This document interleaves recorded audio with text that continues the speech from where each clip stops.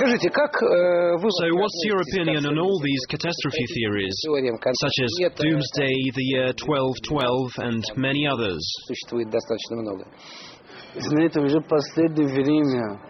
Lately, what they show on the internet, on the TV, that's just horrible. All that promises that this year something bad is going to happen.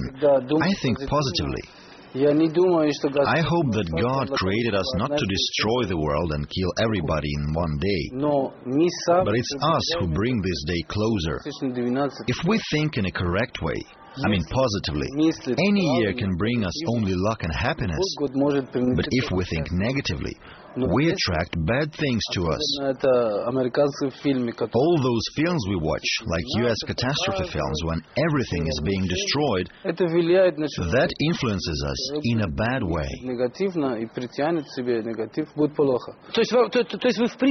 So you generally think that all these catastrophe films, there are many of them nowadays about tsunami, asteroids and extraterrestrials, are harmful for us because they create negative thoughts, right? Of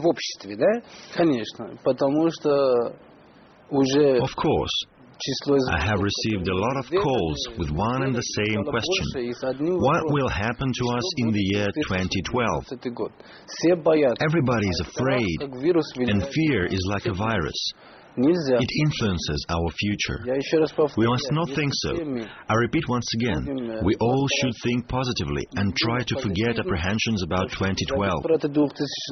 It's just a legend that this year was the last on the Maya civilization calendar.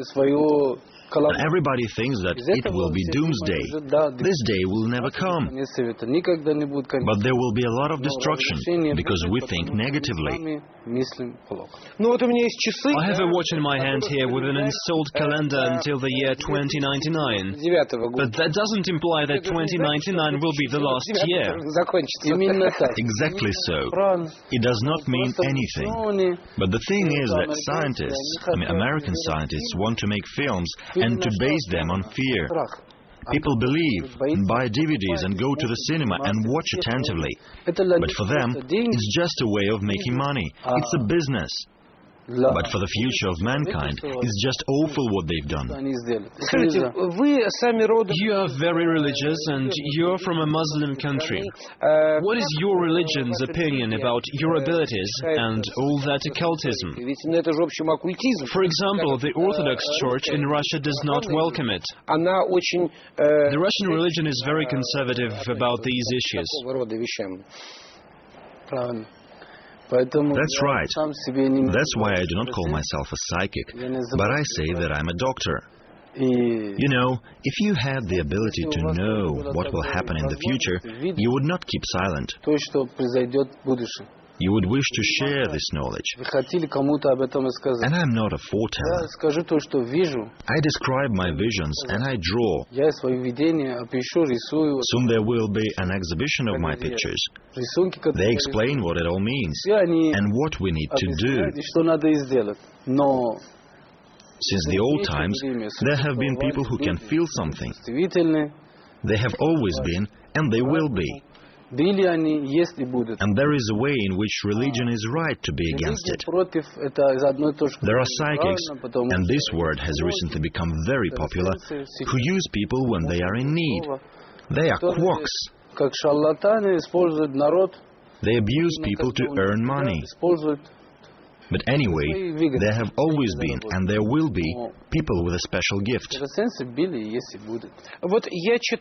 I've read an article about you which says that you regularly practice out-of-body experience. And I just wanted to understand what that means. Is it a sort of home video, or is it a certain state of mind that it's not related to any sort of entertainment? Well, I don't know where you read it, but I can say that out-of-body experience exists, and that means that a person is in a state of trance, he meditates, and can be where the person wants to be. For example, being in such a state, one can see a person who is far away and can feel what that person is doing. Using the power of thought, you can fly. Not with your body, but with your thoughts. An out-of-body experience is being in a place where you want to be. So if I right now start remembering how my wife and I went to Paris last Christmas and how we went for a walk there, is it an out-of-body experience as well? Well, for an out-of-body experience, you need an appropriate room. You need silence or quiet music. You can listen to classical music. Then you should meditate, and after that, you can do it. You can see what was happening then. So it's like flashbacks. With pictures. Well, but they're always accompanied by pictures. I can close my eyes and I see the Louvre and the Eiffel Tower. Nice to hear it. That means that you have the talent and ability for that. Yes, but yours are different because you can see the future as well, things you have not seen with your own eyes. Is that true? Yes, it's like déjà vu, things we haven't seen. Says Mehdi Ebrahimi Vafa, an Iranian psychic. Spotlight will be back shortly, right after a break. We will continue this interview in less than a minute. So stay with us, don't go.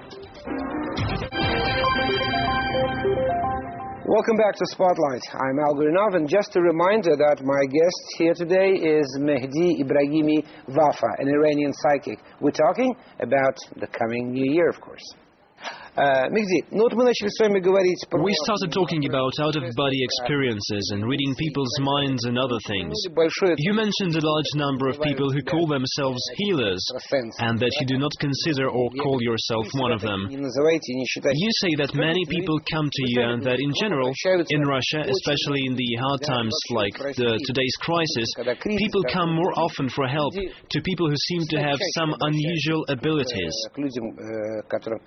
So how can an ordinary citizen tell a psychic who can really help from a quack? Could you give people a piece of advice?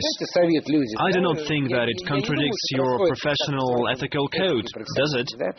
The trust that I've earned thanks to my abilities, it's all thanks to my wife, who suggested that I should take part in the Battle of the Psychics. That was a TV show. Yes. I made a demonstration of what I can do. Of course, many believe it, many don't. But I don't want people to believe me. I took part in that contest in order to compete against the psychics. Because there are some alleged healers who do wrong to people's fate. And make decent money doing it. Of course. Don't you have any apprehension that this kind of mafia will gang up on you and it will be bad for you? Well, you know, I'm a doctor. I am licensed to provide consulting services, to examine a person and give medical help. I don't do any magical rituals related to cemeteries or any kind of voodoo magic. I have a clean conscience. I don't think I have done anything wrong. I help. I can tell people what they can do, and they do themselves correctly, and their problems go away. How to know a truly able person from a quack? You can only do it by questioning people who have visited a particular person. You should ask them whether he or she had helped them or not. I run my own website and a blog. I interact with people. I'm not hiding anywhere. Whenever I'm asked, I give everyone some good advice, right there on the web and free of charge. Because many people cannot afford to come all the way to see me. And the last question, you know what happened. Yes, seeing me is a bit expensive, or even quite expensive for many people. Why did I do it? Because if I had set a low price, the number of people would be unreal to attend to. So I did it with this in mind, and thus I make sure that people who come to me really have a problem, not just out of curiosity for a cup of tea. And when they come, I can see whether they can afford it. If they are a bit tight on money, they can pay as much as they wish. But at the beginning, when they call in, we tell them the whole amount. So if a person agrees to pay, it really means they have